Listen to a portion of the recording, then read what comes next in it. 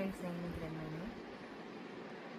ఈరోజు నేను చెప్పే టాపిక్ ఏంటంటే ఈరోజు మనము హ్యాపీగా ఉంటున్నాము. హాయ్ ఫ్రెండ్స్, నేను మీకు రమ్మని. ఈరోజు నేను చెప్పే టాపిక్ ఏంటంటే మనము ఎందుకు పుట్టినాము, ఎందుకు బ్రతుకుతున్నాము, దేనికోసం ఆరాటపడుతున్నాము, అసలు ఇదంతా ఏంటి అనుకుంటాం కదా. కానీ మనం బ్రతికినన్ని రోజులు ఎట్లా బ్రతికినా ఉన్నది కాదు, నలుగురికి సహాయం చేసినామా, మనతో పాటు ఉండే వాళ్ళ కష్టాన్ని షేర్ చేసుకుంటున్నామా, వాళ్ళ కష్టం వస్తే మనం తీర్చగలుగుతున్నామా, లేకపోతే వాళ్ళని కష్టాలలో నెట్టేస్తున్నామా, వాళ్ళని కష్టాలలో నెట్టేసి మనం సంతోషపడగలుగుతున్నామా. ఎవ్వరు చూడాలని అనుకోకండి, ఇవన్నీ చూడడానికి పైన పరమాత్మ ఉంటాడు. ఖచ్చితంగా నేను నమ్ముతున్నాను. ఎవరైనా నమ్మని నమ్మకపోండి.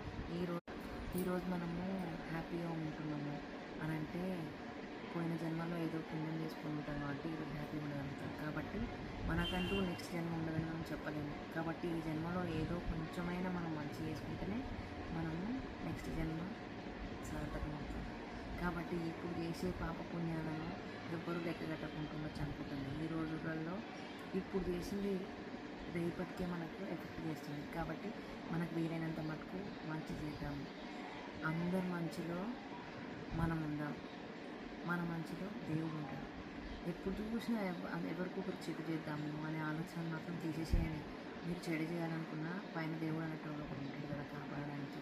కాబట్టి వీలైనంత మనుషులకు మంచి చేయడానికి ప్రయత్నించండి తప్ప చెడు మాత్రం చేయాలని కళ్ళలో కూడా ఉంచుకోకండి. ఎందుకంటే మనం చేసే పాపపుణ్యాల ఫలితాలు ఎక్కడికో వెంటనే మనకన్నా వస్తాయి, లేకపోతే మన పిల్లలకైనా వస్తాయి. కాబట్టి ఫ్రెండ్స్, అందరూ వీలైనంత మందికి మంచి చేయాలని ఆలోచన అనుకుంటూ, నా ఉద్దేశం అయితే అదే.